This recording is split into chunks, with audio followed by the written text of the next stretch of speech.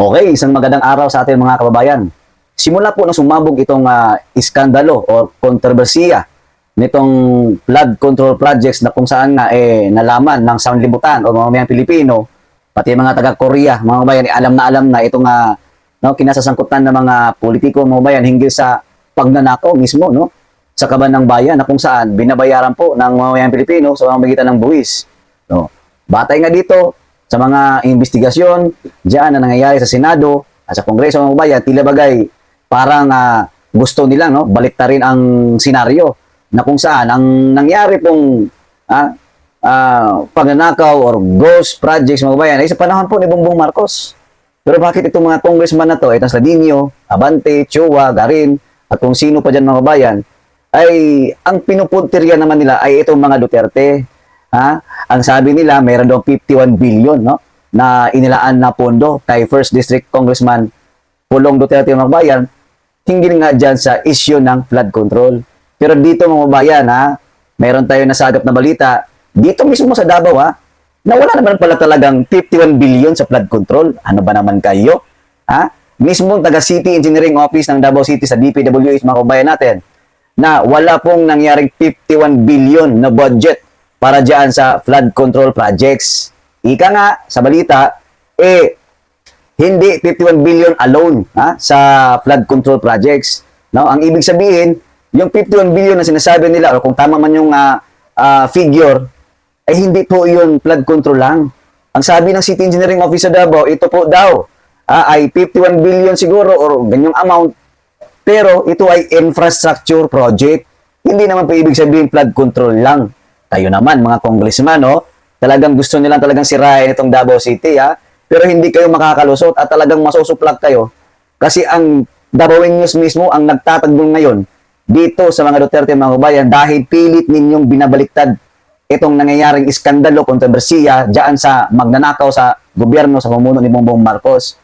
Ikaw, kabayan, at tingnan nyo, 2020 up to 2022, yun po ang malaking katanungan nila dyan sa kanilang infra committee hearing mga kabayan, na gusto nilang siraan itong mga Duterte na talagang meron daw 51 billion na ghost projects. Ito mga kabayan, ito yung katotohanan. Papakita ko sa inyo yung video, mismo galing po ito sa City Engineering Office ng DPWH sa First Congressional Office ni Congressman Pulong Duterte. At ito po ay makikita ninyo na hindi lang po yung flood control, nakalagay pa sa isang libro mga kababayan natin. At talagang walang lusot itong mga congressman na to dahil sa kanilang paninira. Mismo na po ang Davaoenyo na po ang nagsasabi na walang ghost projects. Kahit pa mismo, tingnan nyo sa Davao at pumunta kayo sa Davao, makikita ninyo na nagsilabasan itong napakalaking mga proyekto, gaya na lang coastal roads, gaya ng mga flood control projects. Marami kayong makikita sa Davao City. Hindi po itong guni-guni at hindi po itong multo, mga kababayan natin. Pero grabe ito mga congressman na to. Kita niyo sa 6 na taon ni Tatay Digong, wala siyang inunang proyekto kundi Luzon, Visayas. Nung matapos na o malapit na mag-end yung termino ni Tatay Digong, siyempre dapat sa Davao naman. Grabe naman po kayo mga congressman. Inuna na nga ni Tatay Digong ang Luzon, ang Visayas, pati ba naman Davao, ayaw nyo magkaroon ng infrastructure project, kabilang na po yung flood control. Pero wala kayong nakikita ni isang ghost projects dito. Ito po yung patunay, yung video. Credit po sa owner po ng video, kay Ma'am Ruth. Ito na po mga kabayan, Bisaya lang po yung Bisaya Tagalog, pero maiintindihan nyo po na yung kung ano talaga yung paggawa ng proyekto ng mga Duterte, o lalong-lalo na kay Congressman Pulong, na detalyado po, may pictures, naka-geotagging, nandun lahat, naka-state lahat yung projects, yung amount, kompleto. Eto na po yung video mga kabayan, para masampal naman natin itong si Auntie Claire, mga Congressman Buhay, si Tambaluslos, at kung sino pa mga congressman dyan na walang ibang ginawa, kundi maninira lamang sa pangalan ng mga Duterte. Panoorin po natin ito. Guys, hawak ko ngayon ang report.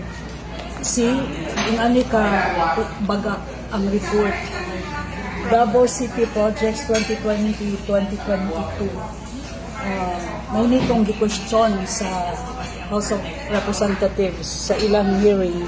So, dini na ito makita ang tanang flood control projects sa Davao City. See? Klaro kayo na libro, perting bagaa. Office, the 1st Congressional District, Davao City, 2020-2022 Davao City projects. Example, sa first page, mauni siya ang various projects. Sa first page, makita na to Davao City District Engineering Office. Ayan, so kompleto po.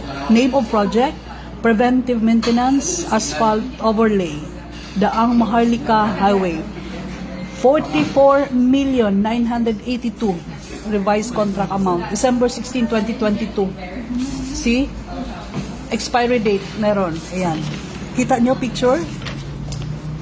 So, asphalt. So, ayan din. Meron din siya. Ayan. December 16, 2022. What else? Dami pa, oh. See? Flood control. Flood control. Asan ang flood control? Okay. Okay, so, ito na. Flood control. Construction of riverment. Tama? Riverment. Davao River Flood Control, Bolton Bridge, upstream, SAR, New Matina, Phase 1. 45 million. 80, tama? Tama ba ako? 45 million? 45,080,000? Okay.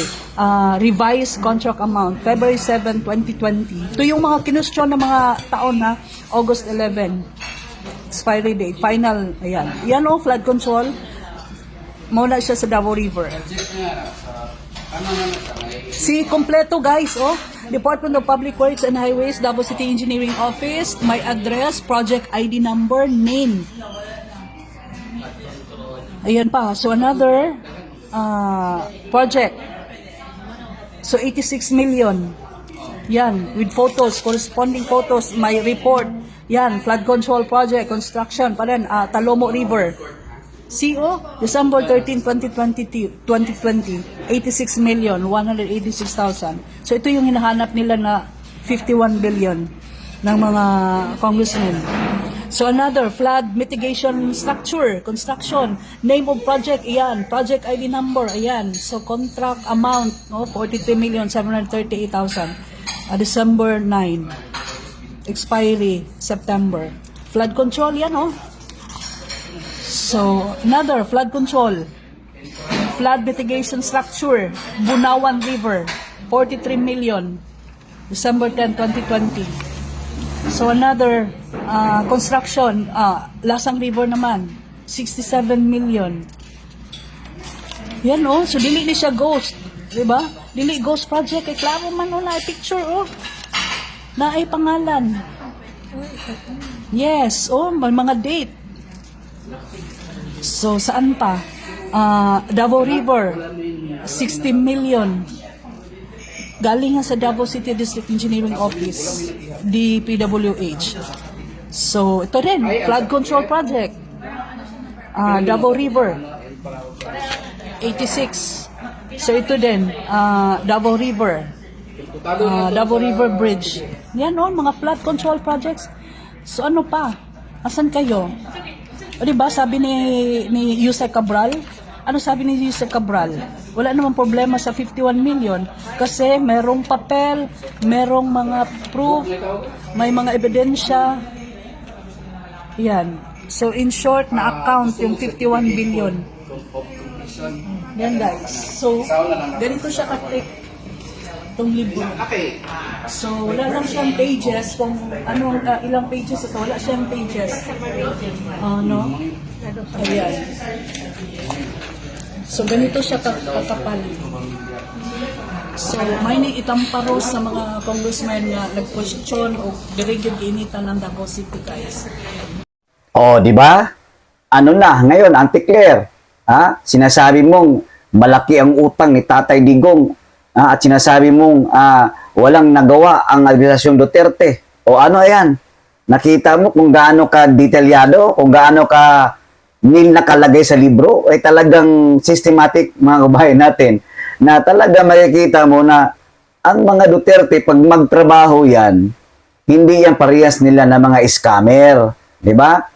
Sasabihin ninyong 51 billion para sa flood control projects.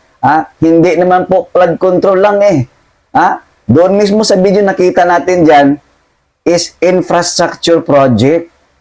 Nakalagay sa isang libro Ngayon, pag sinasabi natin infrastructure project, ang nangunguna dyan mga kababayan natin, yung coastal roads, na kung saan sa kasalukuyan ay ginagawa pa ngayon, pero malapit na po yung matapos. Pangalawa, yung flyover sa MAA, mga kababayan natin, kasali yun. At itong mga public buildings, mga flood controls project, ang dami po, marami pa pong mga flyover sa Davao na hindi pa po natatapos. Tapos sasabihin ninyo, kurakot ang mga Duterte. Nasaan? Before kayo magsalita, baka pwede nyo yung dalawin ang Davao City. Kung meron pa lang yung mga ghost projects, kababalaghan o corruption, dapat noon pa yan na imbestigahan. Di ba mga kababayan? O hanggang dito na lamang mga kababayan natin ha. Like and share po and then ikalat po natin yung video na to para makita po nitong mga tambalos-los, itong mga buaya sa gobyerno natin ngayon na nakakahiya, no? Despite of alam na natin na nandyan sa kanila yung problema, yung korupsyon, nagtuturoan na natatakot na kasi ayaw nila mabulgar yung mga pangalan nila, pero pilit nila dinadivert, no? Nililis nila tayo, kagaya na lang nito mga congressman na to, gagawa-gawa ng kanilang sariling investigasyon, wala namang magagandang napatunguhan kasi nga, nauuwi tayo sa usapin sa mga Duterte. Again and again, Duterte and Duterte. Kaya lalo kung tumitibay ang mga Duterte Kasi unang-una, ang number one ninyong makakalaban dyan, itong mga supporters, itong mga solid, no, na mga Duterte supporters, mga kababayan natin. No? Kaya hindi po kayo magtatagumpay. No? Itong mga congressman na itong mapanira at kailanman na hindi nyo madadaig, no? Ang mga Duterte dahil sila lang po ang tanging nagtatrabaho ng tunay na serbisyo publiko na kung saan nasilayan natin, natatamasan na natin ngayon yung mga biggest projects, no? Yung mga flag tickets project ni Tatay Digong, ngayon talaga, nakikita mo dyan at wala po yung guni-guni. Hindi po yung bulto. Talagang ginawa yan ni Tatay Digong dahil mahal niya ang sambayan ng Pilipino at ang Pilipinas. Maraming salamat mga kabayan. Bye!